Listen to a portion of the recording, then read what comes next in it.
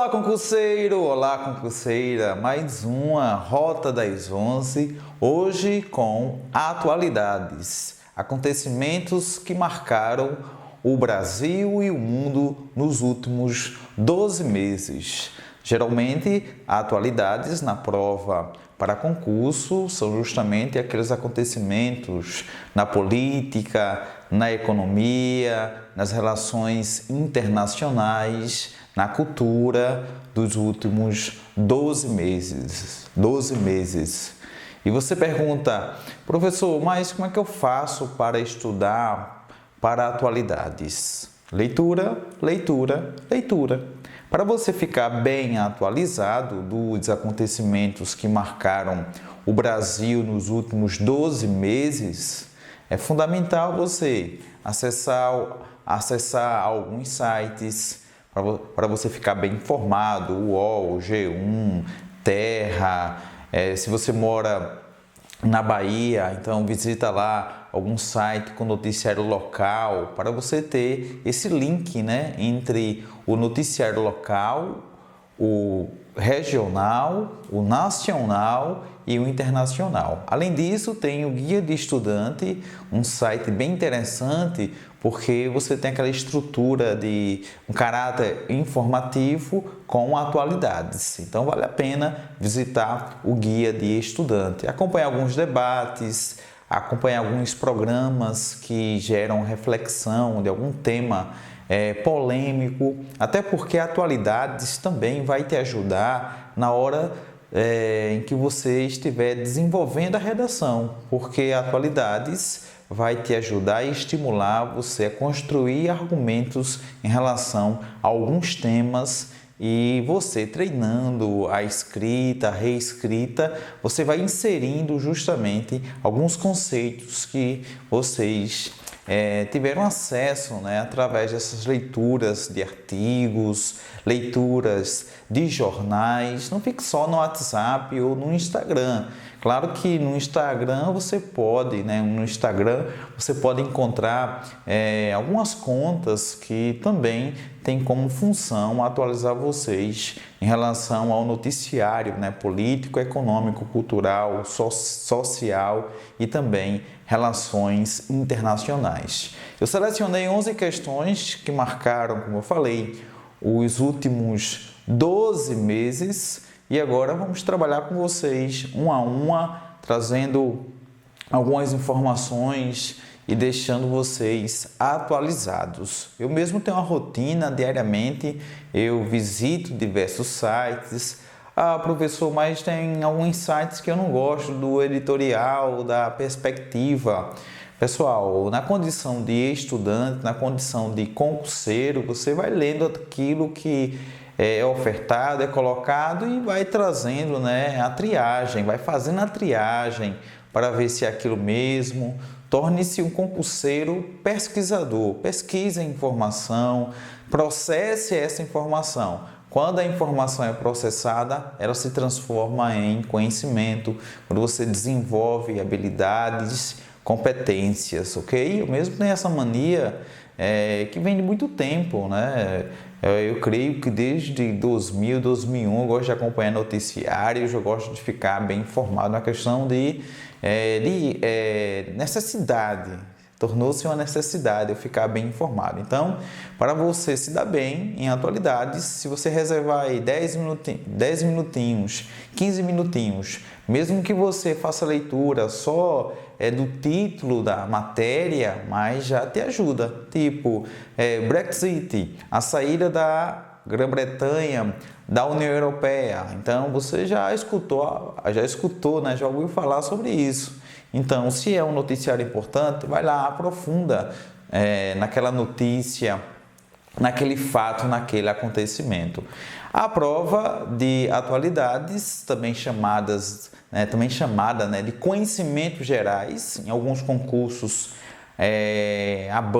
algumas bancas colocam conhecimentos gerais. Então, você precisa ter um conhecimento amplo, envolvendo aspectos históricos, geográficos, e até até algumas questões, a gente pode até utilizar conhecimentos da filosofia, da sociologia, né? Em alguns casos, iremos utilizar, tá bom? Baixa a fichinha que está aí na descrição, tá? Eu sei que você já fez isso, mas você que chegou agora, eu quero agradecer o carinho, a confiança, tudo é simples, tudo é humilde, pés no chão, mas queremos chegar lá. Eu sempre digo aos meus alunos, de repente você está com aquele fusquinha, está indo, né, no empurrão, mas se o destino final for alcançado, alguém foi com uma Ferrari, que estrutura, chegou. Mas o importante também é chegar, mesmo que seja com fusquinha. Então, nossa estrutura é simples, mas Deus, né, tem abençoado, tem dado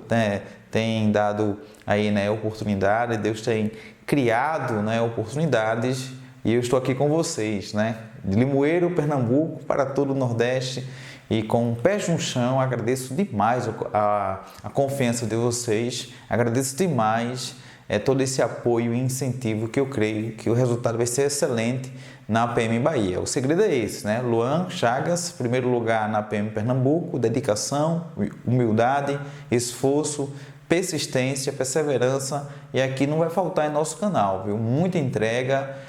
Professor, mais o gigante, a concorrência.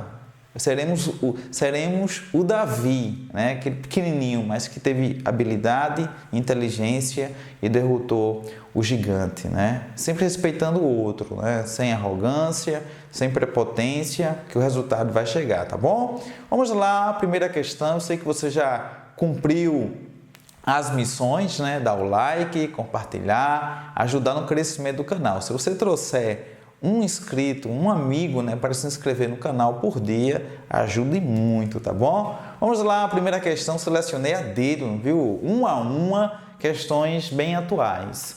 Na primeira questão é um debate pertinente, muito interessante, que tem a ver também com o edital, né, da PM Bahia, não só com atualidades, mas também quando fala sobre a igualdade racial. Então, a primeira questão, eu vou destacar a Lei Federal 12.288, que foi cobrada no último concurso, né, de 20 de julho de 2010, que trata do Estatuto da Igualdade Racial. A Lei Federal também é 7.716, que define os crimes resultantes de preconceito de raça ou de cor. É uma temática que eu preciso trazer elementos históricos. O Brasil, período colonial, imperial, escravocrata. A abolição foi insuficiente porque ela não garantiu inclusão social, afirmação do negro na sociedade, desmentindo o próprio, né, Gilberto Freire, que na sua obra Casa Grande Senzala fala sobre a democracia racial. Mas o Brasil vivencia casos e casos, né, muitos casos, né, de discriminação, de preconceito. Então, na Rota 1, eu trouxe uma imagem. Tem aqui, né, uma palavra ou uma frase em inglês, né? E a tradução, qual é a cor da minha pele, né? Então, a referência justamente, e isso estimula um debate, né, em relação à igualdade jurídica, que ela existe na lei, mas a igualdade efetiva a gente sabe que não. Negros recebem salários reduzidos comparados, né, com os brancos. Há um número também bem elevado de homicídios. Então, nessa ação performática, os artistas incentivam um debate sobre a sociedade brasileira, uma sociedade multiétnica, uma sociedade que é marcada por essa miscigenação. Mesmo assim, não evita a discriminação. Então, letra A, promovem o etnocentrismo. O que é o etnocentrismo? É quando eu avalio que a minha cultura, que os meus costumes, ele é superior ao seu. Quando eu digo que a cultura pernambucana é superior à cultura baiana, é uma perspectiva etnocêntrica. Isso gera o preconceito, isso gera a discriminação, tá? Então, a perspectiva desses artistas não é desenvolver o etnocentrismo, ao contrário. E o contrário, né, do etnocentrismo é a alteridade. Olhar o outro com a perspectiva do outro. Letra B. Refletem sobre discriminação racial. o objetivo principal dessa performance era justamente desenvolver essa perspectiva, essa reflexão sobre a questão racial no Brasil, né? Letra C, reforçam a estratificação social, não. Protestam contra a exclusão linguística, também não. Exaltam a pátria latina, né? O Brasil, não. Só fica de fato a letra B de bola, refletem sobre a discriminação racial. Vamos agora para a próxima rota, né? Uma questão bem bacana, é uma temática instigante, né? Sobre a questão da discriminação, do etnocentrismo, essa perspectiva do multiculturalismo. Já na rota 2, eu vou falar sobre a guerra comercial envolvendo Estados Unidos e Japão. Eu tenho certeza que se você colocar essa frase, né? Guerra comercial entre Estados Unidos e Japão, aí no Google, você vai encontrar várias e várias matérias, vários artigos refletindo, né, analisando essa guerra comercial entre essas duas potências, né, Estados Unidos e a China, tá? Estados Unidos e China nessa guerra comercial, tá? Então, essa guerra comercial, o que vem a ser a guerra comercial? É quando você pode analisar o caso. Estados Unidos criando uma série de barreiras, de impedimentos ou criando, né, novas taxas para justamente prejudicar a venda dos produtos chineses. Então, essa guerra comercial é essa imposição, né, de tarifas comerciais à importação de uma nação, no caso da China. Então, o governo de Trump chegou ao poder pregando já, né, a necessidade de criar essa barreira para favorecer os produtos norte-americanos. Porém, essa guerra comercial veio trazer, né, transtornos gerais. Eu aqui anotei sobre os impactos diversos, né, dos setores da economia, como o setor do Vale do Silício, onde você estuda, né, as tecnologias, as grandes empresas de tecnologias se encontram no Vale do Silício. O setor automobilístico, o setor imobiliário também está sofrendo com essa guerra comercial. E, além disso, há um deslocamento, né, das economias americanas e chinesa, né? No caso, você tem um novo cenário geopolítico, até porque essa guerra comercial, eu posso fazer uma referência à Organização Mundial do Comércio, que organiza, né, as regras das transações comerciais. Então, esse embate já vem da Organização Mundial do Comércio, até porque a China se impôs em algumas situações, em alguns acordos, tá? Então, você tem essa guerra comercial como um taxamento, né, dos produtos chineses. E isso vem gerar, né, toda uma tensão, que alguns autores avaliam que essa guerra comercial seria mais uma guerra de manipulação ou de ameaças, tá? Mas que isso tem gerado problemas. Afinal, estamos na era do capitalismo financeiro, do capitalismo especulativo. Então, você tem essa guerra envolvendo Estados Unidos e a China, tá? E a China, que é um investidor direto, né, e muito forte nos Estados Unidos, tá bom? Essa guerra comercial que fez com que a China, né, reduzisse seus investimentos. E isso vem gerar também problemas para outros países, né, que têm uma relação comercial forte com a China, como o Brasil, que tem um acordo, ou pelo menos uma aproximação bem forte a partir do BRICS, né? Você tem Brasil, a Rússia, a Índia, tá? E a China nesse acordo, e a África do Sul, tá bom? E você pesquisando vai encontrar também que nessa guerra comercial o governo de Donald Trump aumentou, né, a taxa, o aumento de tarifas de 25% sobre importação chinesa em relação ao aço e 10% em relação ao alumínio. Sabendo disso, nos últimos anos, tá vendo? Tem que ler, é leitura. Tem que ler, acompanhar o noticiário para você ficar bem informado em relação a esse tema, guerra comercial, Estados Unidos e China, tá bom?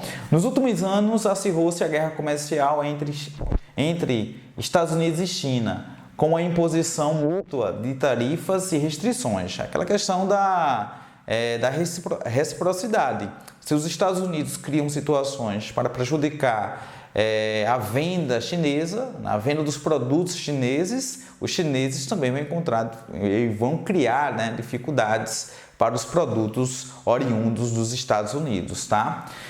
Em relação a isso, a primeira proposição, a primeira afirmação, o conflito tende a afetar a economia de outros países, sim, pois as cadeias de produção e consumo estão interligadas, sim. É um mundo globalizado, é a economia global, então isso afeta a bolsa de valores, afeta negociações de vários países. A guerra pode aumentar os custos de exportações e gerar um ciclo de diminuição do comércio internacional, porque você tem a falta de investimentos. Sim, a disputa afeta o mercado financeiro, porque grandes empresas mundiais têm bases produtivas na China, inclusive muitas empresas dos Estados Unidos. As 3 afirmativas estão corretas, letra E. Então, rota 2, letra E. Muito obrigado aí pelos comentários, você que é da Bahia. Coloca o nome da cidade aí, pessoal. Bahia, Alagoas, você que é do Sergipe, né? Abraço também para você que é da Paraíba, que também vai fazer a PM Bahia. E o Ceará, isso mesmo, abraço para o Ceará. Rota 3.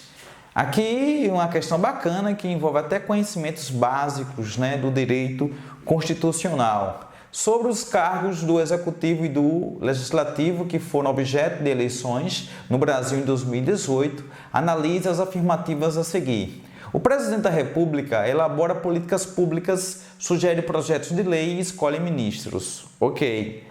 Os governadores são eleitos pelo sistema proporcional. Não. Sistema proporcional, vereadores, deputado estadual, deputado federal, tá? Aqui você tem eleições majoritárias, né? Para governador, para presidente, para prefeito. Aliás, só corrigindo, viu, pessoal? Eleições proporcionais, vereador, deputado estadual, deputado federal. Eleições majoritárias, governador, senador. Senador é majoritária. Eu lembro, eu estudei bem o nosso querido Emanuel Tadeu e Johannes Harten na parte de direito constitucional, tá bom? Então, proporcional, deputado estadual, federal, vereador, majoritária, presidente, governador, prefeito e senador, tá bom? Então, aqui tá falso, né? Porque diz que os governadores são eleitos pelo sistema proporcional, não, majoritário. Os deputados estaduais e federais são eleitos pelo sistema proporcional com lista aberta, né? Aqui também tá, no caso, os deputados estaduais e federais são eleitos por sistema proporcional, sim, verdadeiro, né? Proporcional, porque aí você tem deputados estaduais, federais e vereadores, proporcional, ok? Os senadores representam os interesses de seus respectivos estados, sim.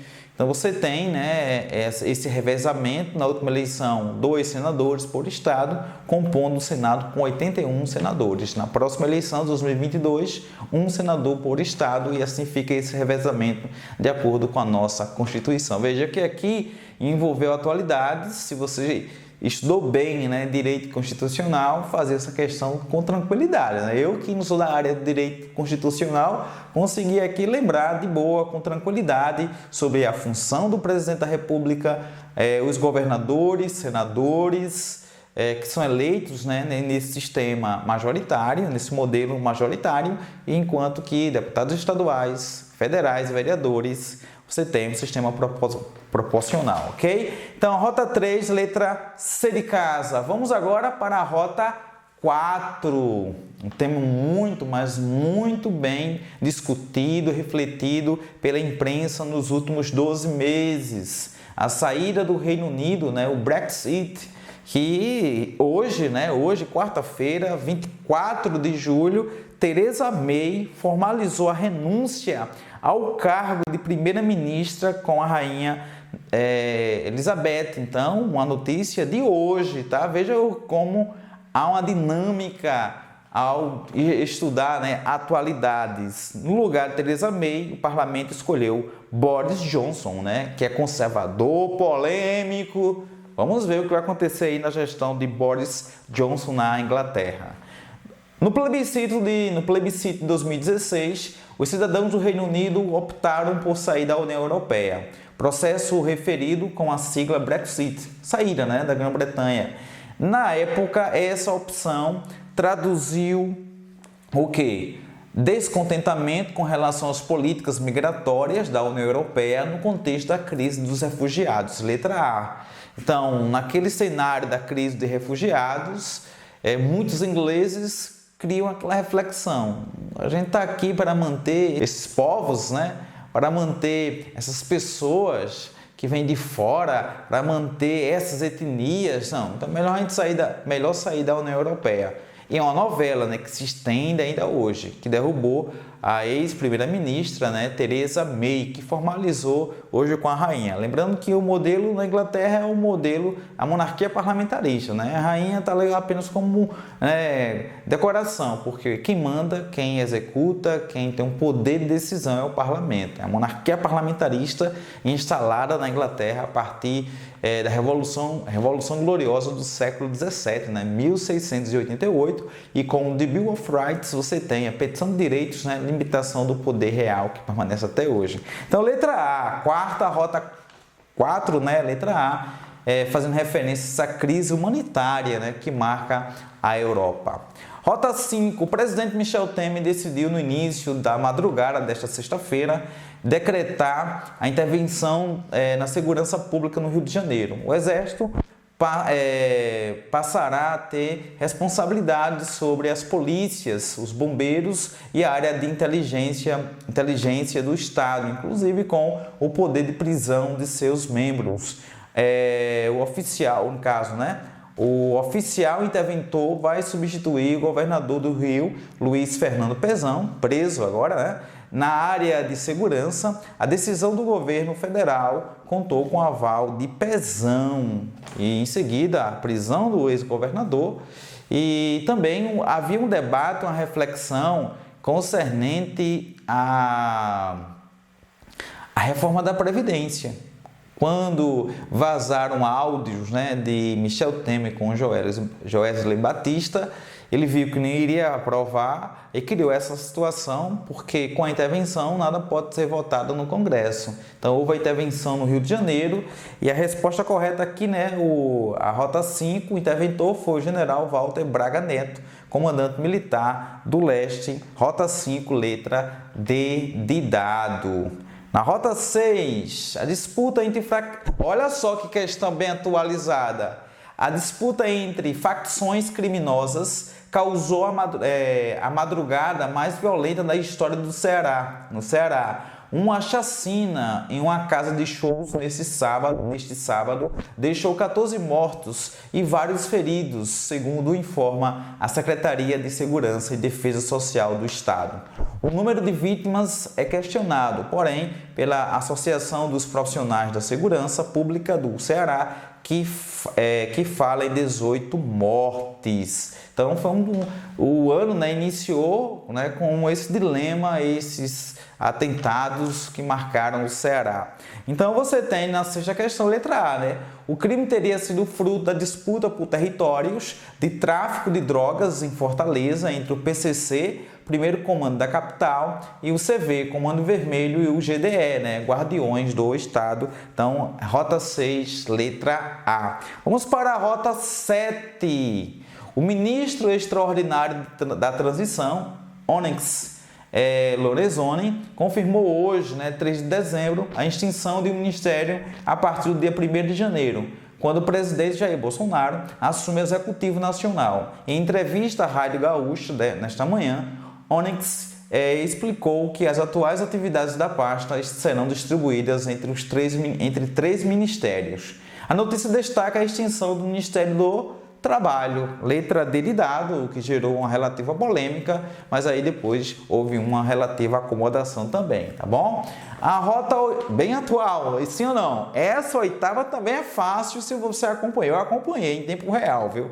Aquela tensão, principalmente quando Renan Calheiros renuncia, não quero mais ser candidato, e quem assume o poder é Davi Alcolumbre, né? O presidente atual do Senado, do DEM do Amapá. Então, Davi Alcolumbre é senador eleito pelo estado do Amapá, com a ajuda, com o apoio do presidente, do partido também de Onyx Lorenzoni, ministro da Casa Civil, então facilitou. Claro, não foi uma eleição fácil, mas até então Davi Alcolumbre era um desconhecido, mas que ganhou notoriedade, teve uma boa articulação e foi eleito presidente do Senado, um senador do Amapá.